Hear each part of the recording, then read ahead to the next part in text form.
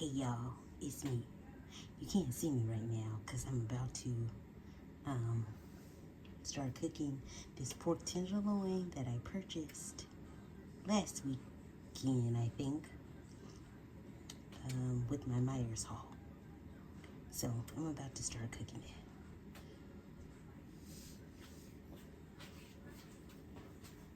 Let me tell you what I'm gonna do in case I get distracted from the popping grease. What I'm gonna do is I'm going to sear the pork tenderloin on each side, and then once I sear all of the sides, I'm going to pour a little chicken broth in here, and then I'm going to put it in the oven.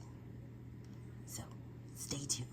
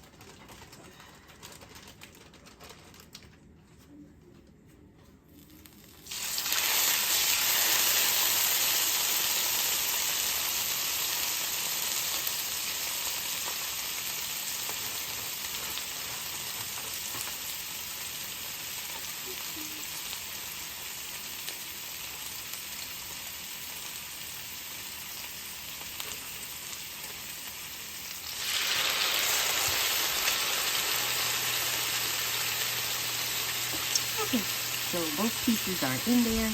You probably can't hear me that well over the meat noises, but I'm going to do it on each side, and then once I get through with that, I'm going to pour a little chicken broth in there and put it in the oven.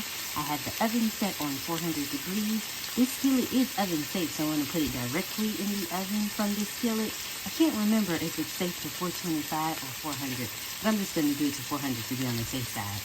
So I'll be back with you guys shortly. Okay, I'm done with that. Now, first off, I didn't have the skillet high enough, so don't do what I did. And also, my meat wasn't dry enough, and I didn't know where my gloves were at, and I didn't want to touch the meat to try to dry it off. But I have put some chicken broth in there with the drippings that are in there, so I'm going to put it in the oven at 400 degrees. I'll probably let it cook for about 15 minutes, and then I'll flip it and then let it cook for 15 more minutes. And then from there, I'll see what the internal temperature is looking like. So let me get that going. But remember, dry your meat off first and make sure your skillet is turned up extra high. And I didn't have mine turned extra high. Maybe extra high is not the correct term, but you want it to be at least medium. Okay, the meat is in the oven, and you're probably wondering what I put on it because I didn't show that. And I'm not 100% sure because I seasoned it up last week, but let me show you what I probably put on it. So I probably put some ground mustard on there. And I know I put some rosemary on there. And I probably used some smoked paprika. Just ignore the eye. Don't do this, people. Do as I say, not as I do. I'm about to use that eye, so that's why it's still on. And then probably with some Montreal chicken. And then maybe some nature seasoning. But yes, that is what I used to season the pork tenderloin. Also, what we're going to have with this meal is some string beans, which is in that small pot back there.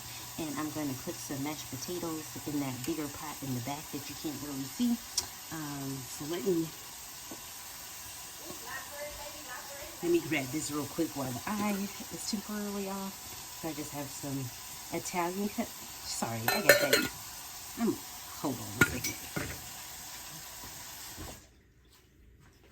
I'm like, you guys probably can't even hear me with that damn water running.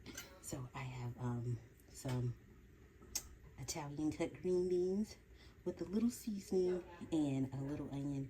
I don't really like onion, but I just put it in there. I normally, excuse my aunt in the back talking loud. I normally put a piece of bacon in there, but I didn't have any bacon. So, well, maybe I might have bacon in the freezer, but I don't have any defrosted bacon, so no bacon in there today. So I'm gonna put that in there, and then I'm probably not gonna cook those right now because they're canned and they'll probably only take like 3 minutes tops. So I think I'm gonna try to get the water. Oh, Jesus. I'm sorry, you guys, but I think I'm gonna get the water ready for the mashed potatoes. Okay, I'll get back with you later. I forgot to say, we're not having real mashed potatoes today. We're having these buttery golden select, you know, mashed potatoes. So that's what we're gonna do. In case you haven't cooked these instant potatoes before, basically you just need 2 cups of boiling water, and then you stir the packet in, and then you let it moisten, and then you just cover and let it sit for about 5 minutes. I'm trying to get the water hot right now, so I haven't added the potatoes. But typically, once I make these potatoes, I put a little butter in it. But my aunt puts like a little butter and sour cream. But normally I just put butter in like that nature seasoning I showed you earlier. So I'll do that in a little bit. But now I'm trying to get the, oh, I forgot to set a timer.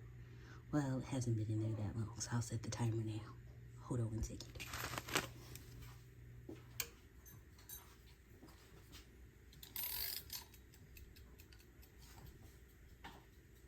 Okay, so I set the timer for 15 minutes, and I'm letting the water heat up now. I put more than the 2.5. I probably put like 2 1/4 plus a little bit of chicken broth, but that's just because I knew I was going to be messing around on my phone and probably forget, and by the time I get back to it, it was going to be, it would have evaporated a little bit. So, but yeah, that's it. I'll be back with you guys shortly. Okay, I just poured the potatoes in there and stirred them up real good, and then I just put the top on them because the water was boiling, and as I suspected, I would forget, so I'll just give you a little peek of them. And then I flipped the meat, and then I just decided to turn these on, but put them on low. So I'll be back.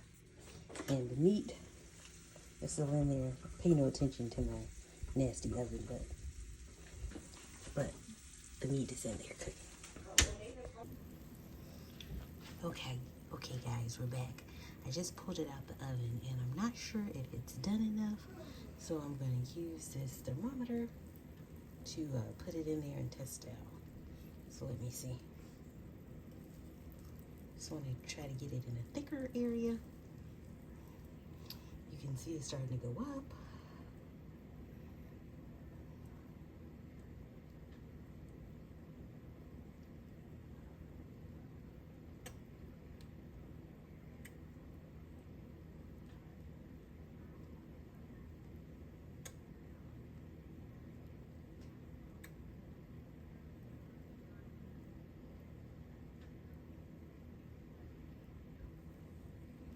Oh, did it stop? Looks like it's moving fairly slow. Moved a little bit. Okay, that's like 150. And that's not where they say it should be. They say it needs to be 165. So, let me check this little baby one. Because it might be done.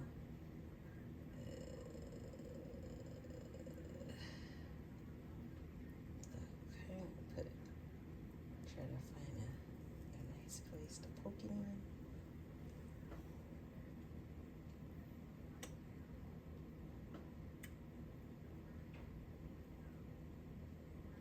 Oh no, that one is looking like 165. Uh-oh, that one is going past 165. Damn. Okay, that one might be overdone. I'm gonna cry tears. Okay, so what I'm gonna do is I am going to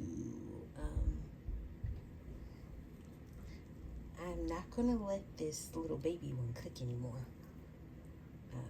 I am going to just put it aside, and I'm going to put it aside and let it rest.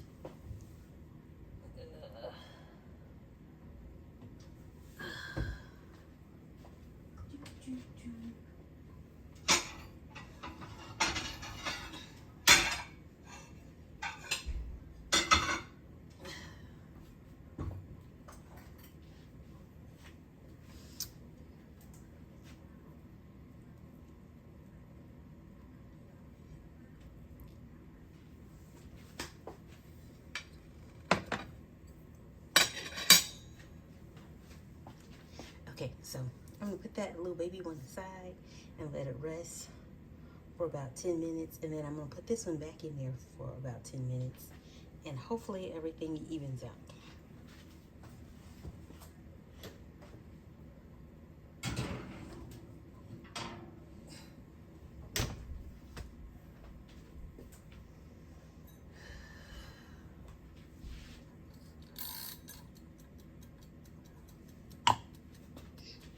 Okay, I'll be back.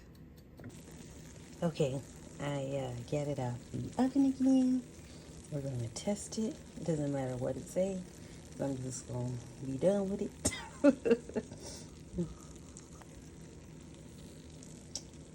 see what we got.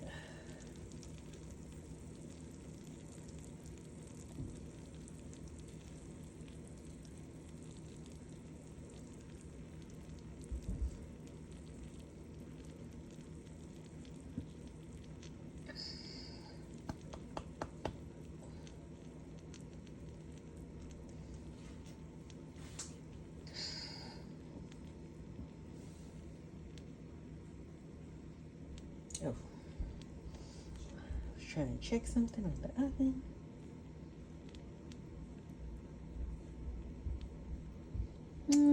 Look like it might be around the same temperature it was before.